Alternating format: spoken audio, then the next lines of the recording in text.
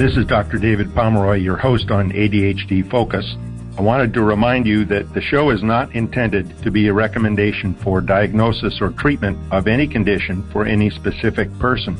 Please consult your mental health professional or doctor managing your ADHD or mental health issues about any diagnosis or treatment-related information that you hear on the show. Refer your ADHD provider to the show if he or she would like more information. Thank you. Today, our show will be about a little-known aspect of ADHD, which has great impact on people with ADHD who often don't understand their reaction in certain situations. My guest today is Dr. Bill Dodson of the Dr. Dodson ADHD Center in Denver. And Dr. Dodson has 22 years of practice experience in helping people with adult ADHD, and has come up with this aspect of ADHD, which I really haven't seen anything else about it in ADHD information. So, Bill, welcome to the program. Good to be here. Thanks a lot. And let's just dive right in. What you've called this is rejection sensitivity. And could you tell us a little bit about what it is? Well, I'd love to say that I discovered it, but I didn't. Actually, Paul Winder wrote about it in the very early days of ADHD. Back then, they were looking solely at behaviors, things that researchers could actually see and count and put in their research, and they intentionally neglected and ignored the emotional aspects of ADHD. Winder wrote about it that what he found was that people with ADHD led very intense, passionate lives, but that was not the problem. He said that just about everybody that he evaluated, and especially so with adults, were exquisitely sensitive to the mere perception that someone had rejected them, criticized them, teased them, was disappointed in them, and that people with ADHD would have these catastrophic, overwhelming emotional responses to it. When they were asking people to describe what the emotional experience was, even though it was incredibly intense, people could only describe the intensity of it. It was awful, it was terrible, it was overwhelming. Mm-hmm. They couldn't describe the quality of the pain, which to me means it's something that's very primitive, very fundamental about human existence, that it's from a time before there are words. And so what happened was over and over again, the research subjects would finally just tell the researchers, back off, I can't tell you what it feels like, but I want you to know I can hardly stand it. And it being Harvard, they had to show off and put it into Greek, dysphoria. Dysphoria is literally Greek for unbearable. And so the rejection-sensitive dysphoria quickly, though, became attached to not ADHD, but to what most psychiatrists are trained to call atypical or non-typical depression. And so rejection-sensitive dysphoria has been the hallmark symptom of atypical depression. The reason it wasn't a typical depression was that it wasn't a mood disorder at all. It had none of the features of a mood disorder. It was just about every time ADHD. And so it got forgotten because, again, you couldn't publish it. And back then it was public, just as it is now, it's publish or perish. Right. This feature, this rejection sensitivity, was one, it wasn't always there. It had to be triggered by something. And usually the person could tell you exactly what triggered it. It might have been an event, a misperception, imagination, whatever, but they could tell you what triggered it. It was an instantaneous change. Mm-hmm. and it was this wordless, severe, catastrophic pain in response to the perception, didn't have to be real, that someone had withdrawn their love, approval, and respect.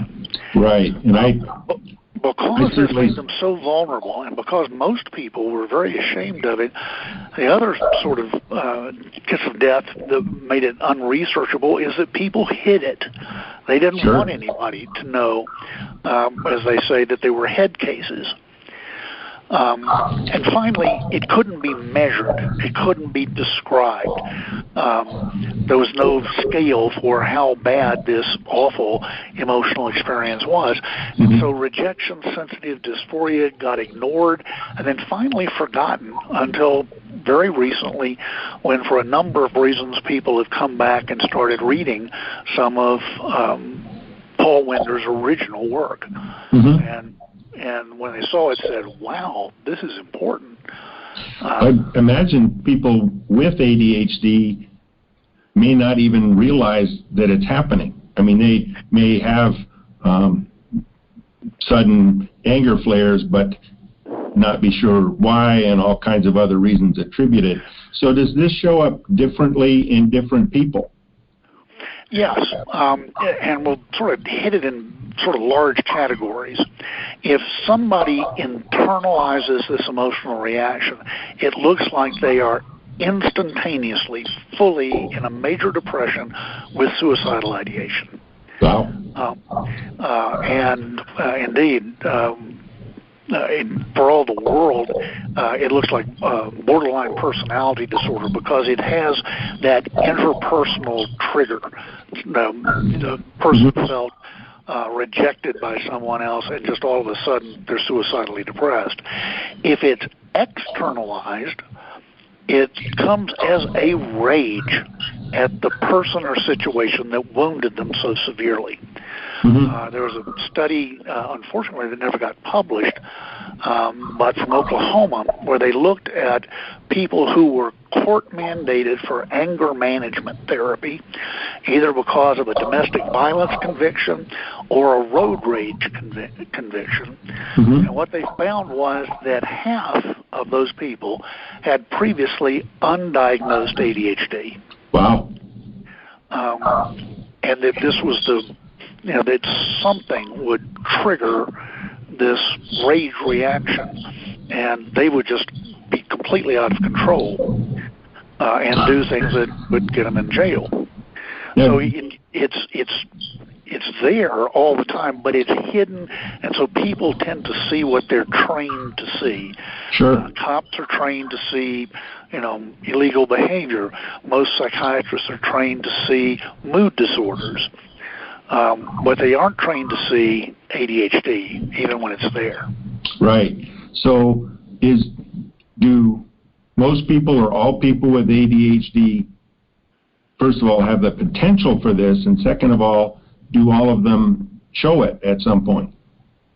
Like everything else in life, there are gradations. Thus far, 99 9/10% of my adult patients, I have it on a checklist, will check that as being positive. For some people, they have found ways to let things roll off their backs. But for a third of my adult patients, they list this rejection sensitivity as the most disruptive aspect of their ADHD. They have found ways around their academic and work performance because they're so bright, so clever, but they have not found a way to deal with this sudden, completely without warning, emotional storm that hits them. People try to deal with it in a couple of ways. One of the most common is they become a people pleaser. They constantly scan everybody they meet, trying to figure out what that person would approve of and like, and that's what they give them. They present a false face to the world so that many of them feel that they are frauds. That if people really knew me, they would reject me, type of thing. They do it to the extent where they no longer remember what they wanted from their own lives. They're so busy making sure that everybody else is happy. Some people deal with it by stop trying.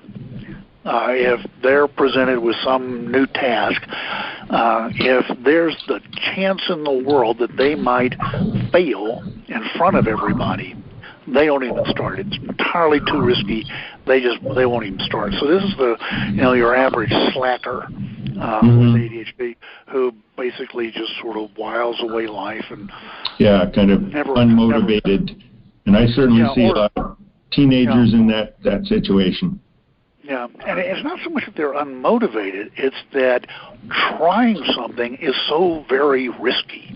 Oh, sure. They get labeled unmotivated, but I can see how this would drive that. Right. And the research was now probably 20 years old from Jelinek at Harvard, that by the time a kid with ADHD reaches his 12th birthday, he's heard 20,000 additional negative messages or corrections. Oh, boy. So, I mean, this is one of God's jokes in bad taste, is that it makes people exquisitely sensitive to criticism and then gives them ADHD, so that's their steady diet. Yeah. Now, what other conditions could this be confused with? You mentioned a couple as far as the borderline personality disorder for one, or major depression. Depression. The one that's hardest to tease apart is social anxiety disorder or social phobia. In social phobia, a person has an intense anticipatory fear that they're either going to say or do something out in public that is going to humiliate or embarrass them, or even if they're absolutely perfect, people are still scrutinizing them harshly and just waiting for them to mess up so they can jump them. And of course, some people can win the negative genetic lottery and end up with both conditions. Right. But the way I try to tease those apart is that social anxiety disorder is before the event. They're worried that they're going to be humiliated. It's a narcissistic injury. People with ADHD, it can happen and just hit them out of nowhere, walking down the hall and somebody didn't say hello. And boom, off they go. Oh, this person must hate me. I must have done something to cause them to shun me, and now all their friends are going to shun me, and just on and on and on. Right. So I wish it were always that clear. Yeah. But it's one, the social phobia occurs before the event, and rejection sensitivity after the event. Now, for all the world, they look the same. I certainly see quite a number of people, children and a lot of adults, who strive to be perfect. If everything's perfect, then I'm not going to get that. Kids doing homework, they'll spend hours trying to get it exactly right. And adults, the same thing, trying to word an email. And they may spend 2 hours on a 2-paragraph email because they're trying to get everything exactly perfect and precise. Above reproach is they want it to be above criticism. And that's the one silver lining to an otherwise very dark cloud, is that rejection sensitivity can propel people to great achievement. That they're trying to be the very best, who do things so well nobody could pick at them. The trouble is that they lead a life motivated by fear and emotional pain. So all most people see on the outside is their attainment and not what drives it. Right, and I certainly see a lot of, it seems to be teen girls in high school. They'll stay up till 1 and 2 o'clock at night to finish their homework. Somehow, a broad generalization, most of the guys give up and just don't finish it. So the girls are the ones that lose out because now they're getting 5 hours of sleep and trying to function, which makes it even more difficult. Yeah, and that's also perpetuated by what Paul Winder, again, referred to as people with ADHD having relentless determination. Mm-hmm. That once they finally do get engaged with something, they just keep pursuing it and coming after it with one solution after another until they overcome and master whatever it is they're working on. So that also can be a manifestation of ADHD. What we hear so much about is people who can't get started or wander away in the middle. Right. There are just as many people up at 2 in the morning making sure that everything gets done. Right. Those people, nobody's going to tell them they're doing the wrong thing. So imagine people with ADHD are pretty relieved to know at least that this is part of their ADHD. They aren't crazy. They don't have other conditions. And it's not a personal flaw. Mm-hmm. Shame is a huge part of this. Oh, yeah. Because they feel as if they're constantly covering up things that they don't want people to see. So these are people who are just filled with shame. And so it's I'm trying to think how to put this. They're constantly working, and it's a really unfortunate life because they always feel less than. They always feel that anybody can judge them. Anybody can ruin their day because, as one of my patients says, one no will erase 1,000 yeses. Yes. And when rejection sensitive dysphoria hits somebody, it just totally takes over. The person ruminates over, what did I do wrong? How could I have done this better? Why do people hate me? And of course, they don't. It's this overreaction, overthinking everything. Right. So how would you go about explaining, not just to the person who has it, but helping, for instance, a spouse understand it or a parent understand it? What I try to point out is that this is something that is genetic, neurologic, hardwired. Your child or your husband didn't plan to be this way, while certainly early life trauma and things like that, bad, unsupportive family can make anything worse. It did not cause rejection sensitive dysphoria. It is what it is. It's hardwired. To my mind, 100% of people who have an ADHD nervous system have it to some degree. Mm-hmm. And that the other nice thing is that there are a couple of medications that can almost completely relieve it. And when you look back over, the research on rejection-sensitive dysphoria and non-typical or atypical depressions, psychotherapies had no effect whatsoever. Huh. So this is something that's biologic, neurologic, genetic. And so it's just how the person's wired. Knowing that is a tremendous relief to a lot of people. Yeah. That one, they're not alone. One of the most common things is, you mean other people are like this? Again, they've hidden it away, and they feel this is a grievous personal flaw that only they have. And it explains to them why life has been so hard. Right. So the first thing that happens is this tremendous relief. This has a name. It has a history. Other people deal with it. People are tremendously relieved.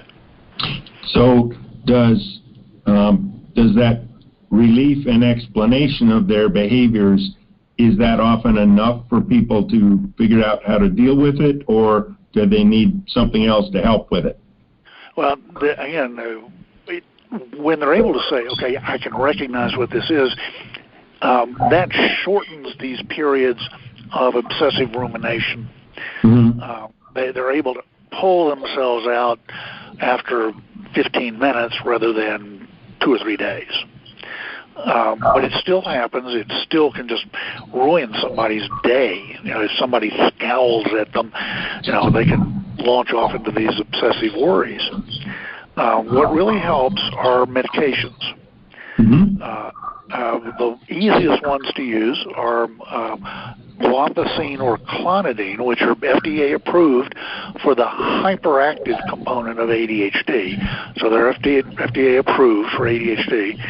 The brand names are Intuniv, Cabbay, Catapress, that sort of thing. Mm-hmm. The downside is that only about a third of people will get the benefit from an alpha agonist. That's the class they're in. But when it does, it's almost perfect. It's almost complete. Wow. What they describe is that it's like putting on emotional armor, that they still see the same things happening out there that last week would have wounded them terribly, and now it sort of bounces off without hurting them, or they sort of see it pass them by. And they talk about how tremendously freeing it is that you don't have to be constantly vigilant lest you be emotionally devastated. Right. I had one interesting patient, actually a few now, adults that would have, I think, probably similar reactivity as they came off some of the ADD medicines. And one person said, Adderall works great for focus, but I don't want to take it because I don't even want to be around me. And I said, let's try some Intuniv. He came back and said, that's it. He's, I think, taking 1 or 2 milligrams, smoothed things out. He didn't have that rebound. I'll have to ask him next time if it helps with his other kind of the rejection sensitivity. Yeah. And again, as with everything in psychiatry and neurology, you have to fine-tune the dose to the unique individual. There's no one medication at one dose for everybody. You have to fine-tune it. So I've got people who are on 0.5 milligram of guanfacine, and I've got people who, for all the world, look exactly the same, but they require 7 or 8 milligrams, which is about double what the FDA approves. There's a new paper out of the group at Harvard looking at clonidine and guanfacine, and that when they went beyond the FDA approved maximum, they got another 30% of people who responded and got a good response. That just that the FDA maximums were too low. Mm-hmm. So again, you have to fine-tune it to the response and tolerability of the individual. So is there another medication or set of medications that might be helpful? Well, again, going back to Paul Winder again, 50 years ago, and the very first book that he published, where he just sort of tosses out as an afterthought that ADHD is not just a condition of hyperactive little boys, that it persists into adulthood pretty much all the time. He talks about the fact that while the stimulants, methylphenidate and amphetamine, were probably the best medications for children, the medications he went to for adults were monoamine oxidase inhibitors, and in particular a drug called Parnate is the brand name, tranylcypromine is the generic name. And that in the one study that he did where he compared monoamine oxidase inhibitors head-to-head with methylphenidate, he found that not only was it equally effective as methylphenidate, but it also treated the rejection sensitivity beautifully. It had about an 85% response rate. Great. With monoamine oxidase inhibitors, they're not stimulants, they're not controlled substances. You can phone in a year's worth if you want. They're true once-a-day medications, and you take one dose and it's good for actually 48 hours. They're excellent antidepressants, anti-anxiety medications. Anytime you have that big a silver lining, you have a dark cloud. Right. I know most doctors are they hear that and say, oh boy, I got to stay away from that one. Right. And most doctors have never used a monoamine oxidase inhibitor in their lives for exactly that reason. Back when they were first introduced in the early 1960s, they just transformed psychiatry. These were medications that worked great. We'd never had any medications at all before. And then about 2 or 3 years in, especially in Europe, people started dropping dead. Oh, that's not death good. is a real bad first side effect. Right. And it took 5 or 6 years for them to figure out what was going on. And that is that cheese and things which are aged and fermented rather than cooked have an amino acid called tyramine that shoots up blood pressure. And usually tyramine's destroyed by this enzyme, and when we're inhibiting it, it gets in and shoots people's blood pressure up. But by that time, people, doctors especially, had moved on to other classes of antidepressants and anti-anxiety medications, and so the monoamine oxidase inhibitors largely went into disuse. And it's too bad because they work very well. So you have drugs like Parnate that work well but are not FDA approved for ADHD. They're FDA approved for depression and for just about all of the anxiety disorders. So in terms of the tyramine, it sounds like there are a number of foods that contain it. Are there other medications that shouldn't be mixed with the Parnate? Yes. If you look on the back, about half of over-the-counter medications, it'll have down there in the fine print, do not take this medication if you've taken a monoamine oxidase inhibitor in the last 2 weeks. So it's practically any cold, sinus, or hay fever medication that contains a decongestant. It's practically any over-the-counter cough syrup that contains dextromethorphan.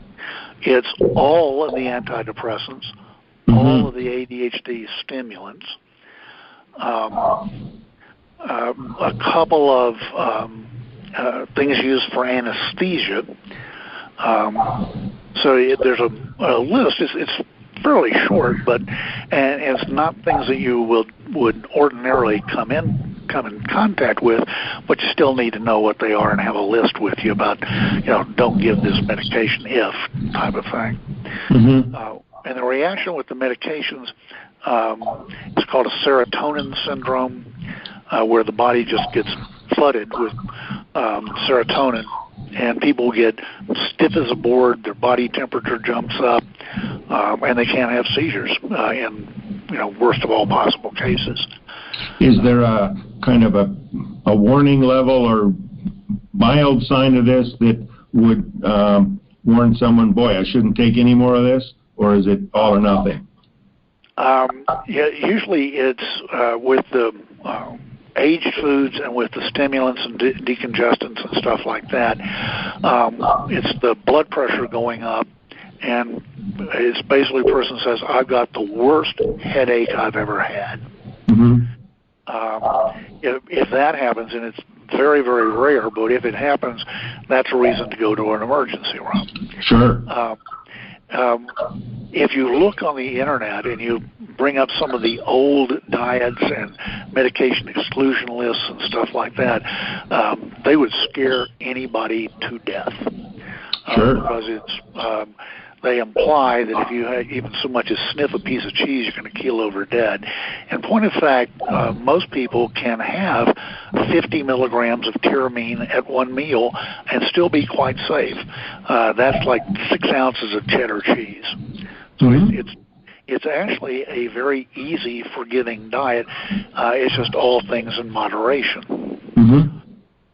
And again, most of the things you have to avoid that will cause the serotonin syndrome are other antidepressants, which most people have tried and failed to begin with. Right. Well, we need to wrap it up at this point. Bill, I thank you very much for being on the show and helping to bring to awareness this, I think, pretty unrecognized aspect of ADHD, which certainly has a major impact on people's lives. It does. So thanks again, and this is Dr. David Pomeroy, your host of ADHD Focus, signing off, and be sure to listen on our next show when we'll have another guest talking about some of the emotional aspects of ADHD. Until then, be well.